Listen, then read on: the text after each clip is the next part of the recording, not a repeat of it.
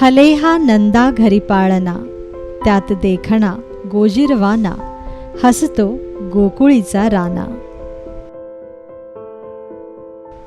माधव, गोपाळ, मुकुंद, मुरारी, मधुसूदन, श्रीहरी, पूर्णावतार अर्थात श्रीकृष्ण. श्रावण वद्य अष्टमीस मध्यरात्री रोहिणी नक्षत्रावर चंद्र वृषभ राशीत असताना जन्म होतो भगवान श्रीकृष्णाचा. आणि हजारो वर्षापूर्वीच्या या परंपरेनुसार आजही देवघरातील पाळणा हलवून घराघरात जन्म होतो बाळकृष्णाचा. आणि मग सर्वांना वाटला जातो सुंठवडा. श्रीकृष्ण जन्माष्टमीच्या पावन पर्वानिमित्त आज आपण बनवणार आहोत पारंपरिक पद्धतीचा सुंठवडा.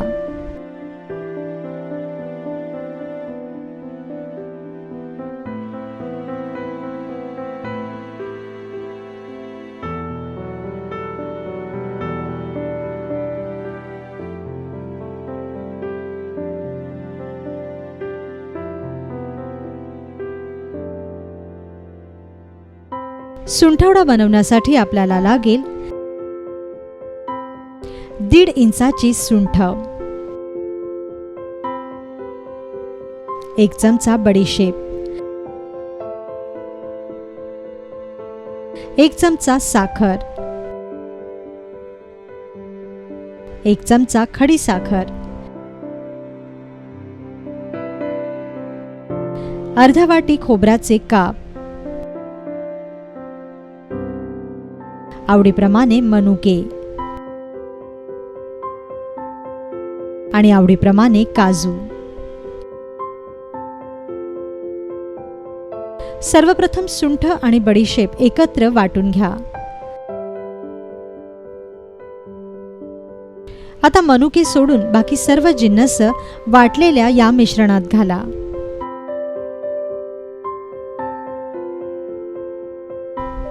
वरून यात साखर घाला. साखरेऐवजी तुम्ही पिठी साखरही वापरू शकता. आता या सर्व जिन्नसाची बारीक पूड तयार करून घ्या.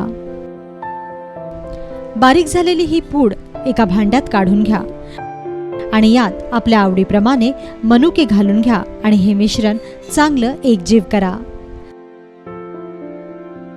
तयार झाला पारंपरिक पद्धतीचा सुंठवडा. पारंपरिक पद्धतीत सुंठवडा सुंठ आणि साखर मिसळूनच बनवला जात असे, पण कालांतराने यात आवडीप्रमाणे सुकामेवा वापरला जाऊ लागला. हा सुंठवडा बाळंतिणीसाठी अतिशय चांगला असतो. यंदाच्या जन्माष्टमीला हा सुंठवडा तयार करा आणि साजरा करा बाळकृष्णाचा जन्मोत्सव.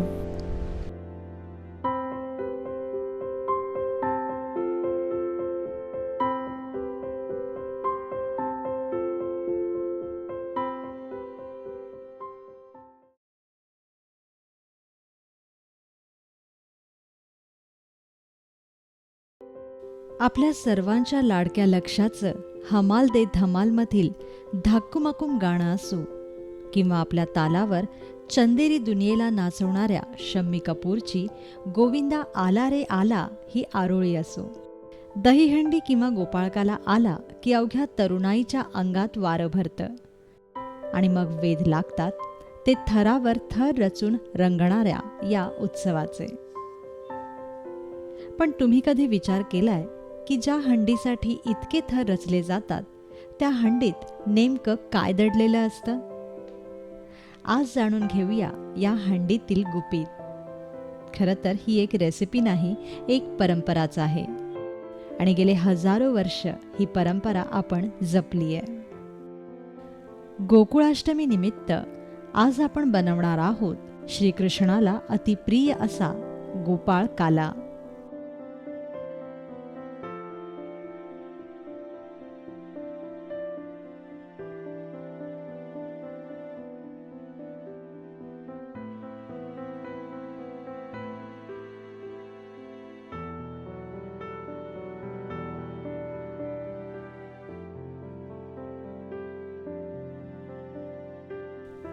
गोपाळकाला बनवण्यासाठी आपल्याला लागेल 1 वाटी जाड पोहे,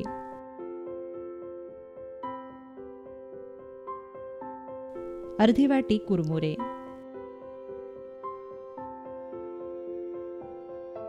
2 वाट्या दही,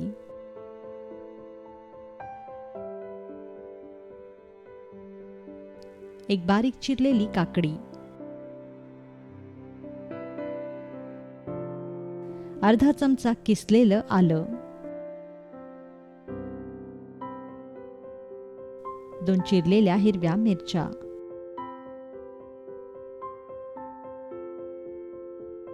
ताजी कोथिंबीर,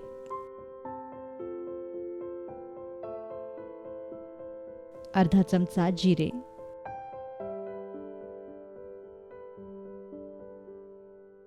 3 ते 4 चमचे ओल्या नारळाचा कीस, फोडणीसाठी तूप,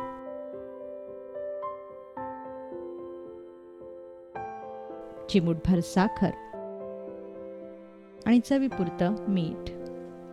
सर्वप्रथम एका भांड्यात पोहे काढून घ्या. हे पोहे 5 मिनिटांसाठी पाण्यात भिजवत ठेवा.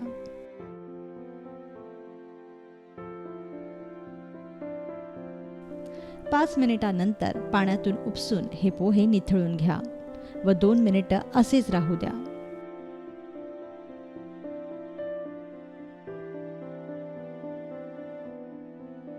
यानंतर हे पोहे भांड्यात काढून घ्या.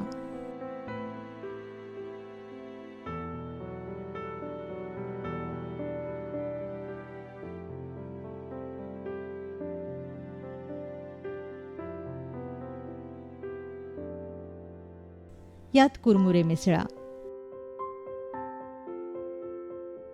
मग यात बारीक चिरलेली काकडी घाला.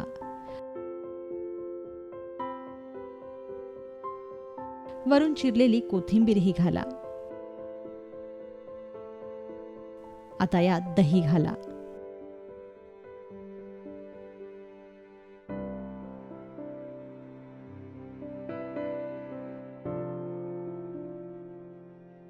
चवीपुरतं मीठ आणि साखरही घाला.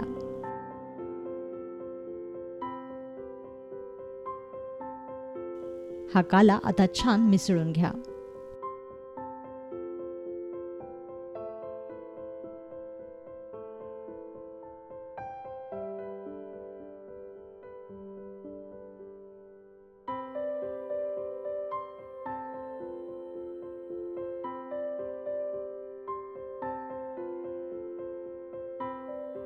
मिसळलेल्या या काल्यात नारळाचा कीस घाला.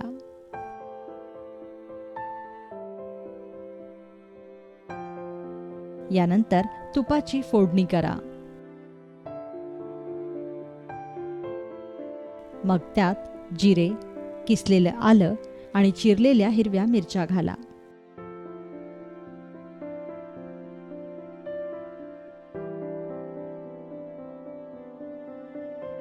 ही फोडणी छान तडतडली की गॅस बंद करा आणि ही फोडणी दही काल्यावर छान पसरून घ्या.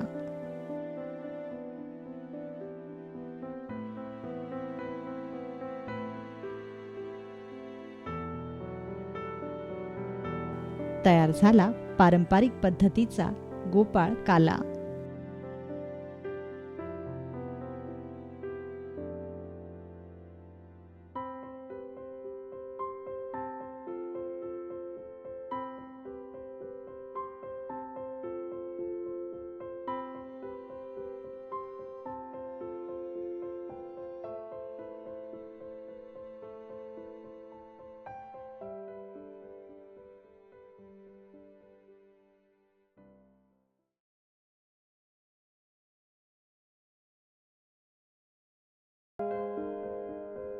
भगवान श्रीकृष्णापासून घराघरात बागडणाऱ्या बाळकृष्णापर्यंत सर्वांनाच अनादिकाळापासून भुरळ घातली आहे या दह्याने.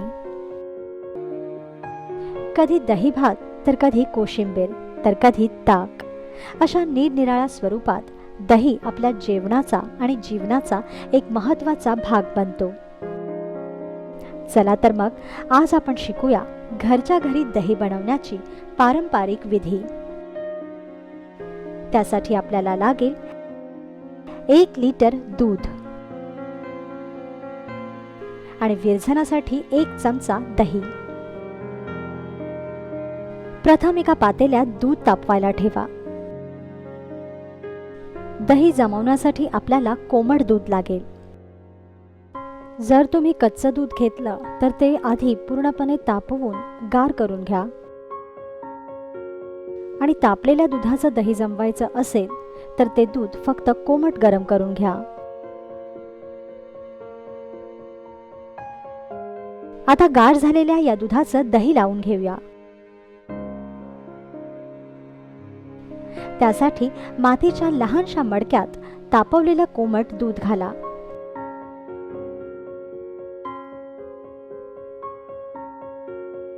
आणि मग त्यात विरझणासाठी घेतलेलं 1 चमचा दही घाला. आता हे दूध हलवून घ्या आणि दही जमवण्यासाठी ठेवून द्या. दही नेहमी उबदार जागेतच जमतं, त्यामुळे शक्यतो गॅस रेंज जवळच दह्याचं हे मडकं ठेवा.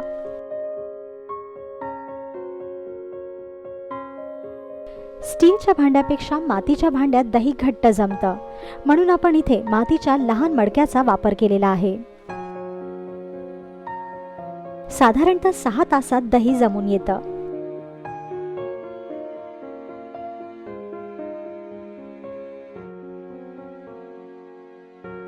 सहा तासानंतर हे मडकं तुम्ही उघडलात की तुम्हाला दिसेल जमलेलं घट्ट दही. बाजारात मिळणाऱ्या दह्यापेक्षा घरी बनवलेल्या ताज्या दह्याची चव खरंच अप्रतिम असते. त्यामुळे विकत आणण्यापेक्षा झटपट तयार होणारं दही तुम्ही नक्की घरी करून पहा आणि यंदाच्या उन्हाळ्यात घरी बनवलेल्या ताज्या दह्याचा गोड आस्वाद घ्या.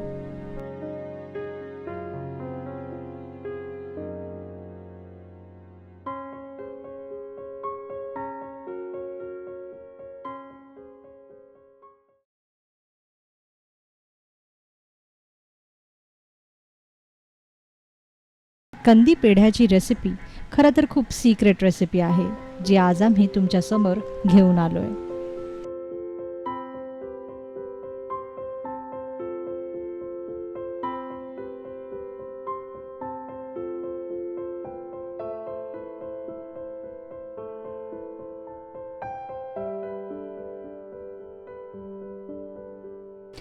कंदी पेढे बनवण्यासाठी आपल्याला लागेल 1 लिटर दूध,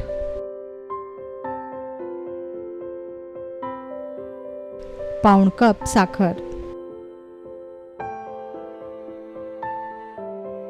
आणि गरजेपुरतं साजूक तूप, 1 चमचा वेलची पूड. सर्वप्रथम कढईत दूध तापवायला ठेवा.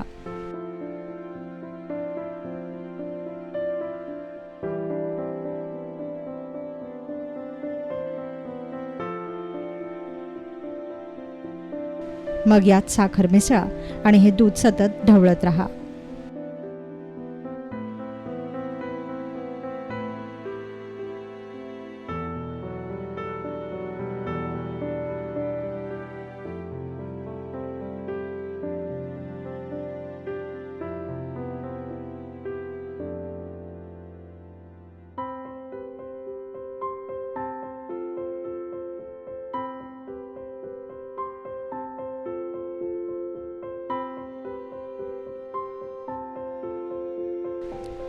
पंधरा मिनिटांनंतर दुधावर साय जमायला सुरुवात होईल.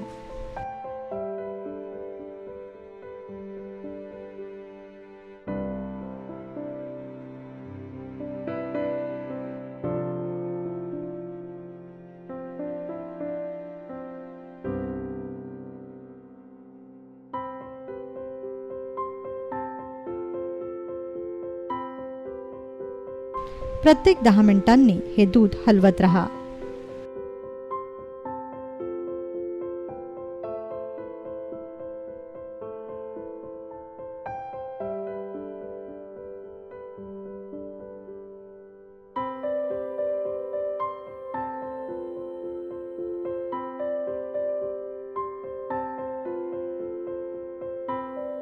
साधारणतः 30 ते 45 मिनिटांनी दूध घट्ट व्हायला सुरुवात होईल.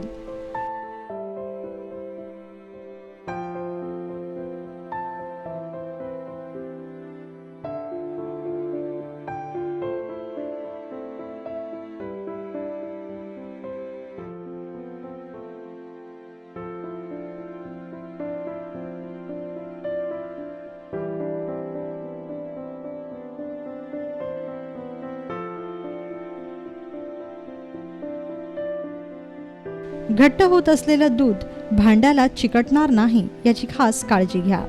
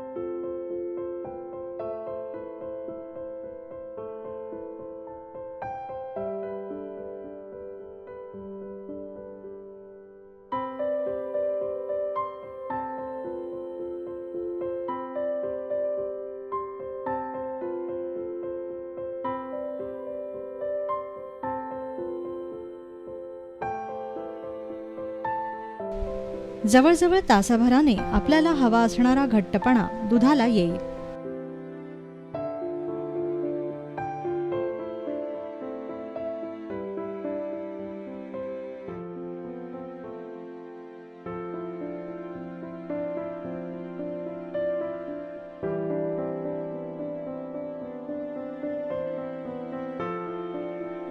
त्यावेळेस यात वेलची पूड घाला व दुधाचा हा खवा आणखीन अर्धा तास न थांबता हलवत रहा.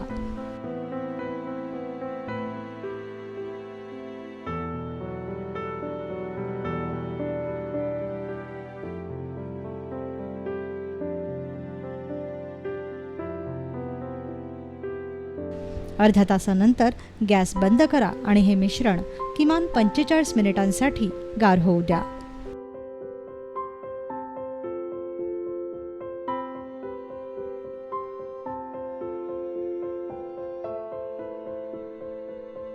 मिश्रण पूर्णपणे गार झाल्यावरच याचे पेढे तयार करून घ्या.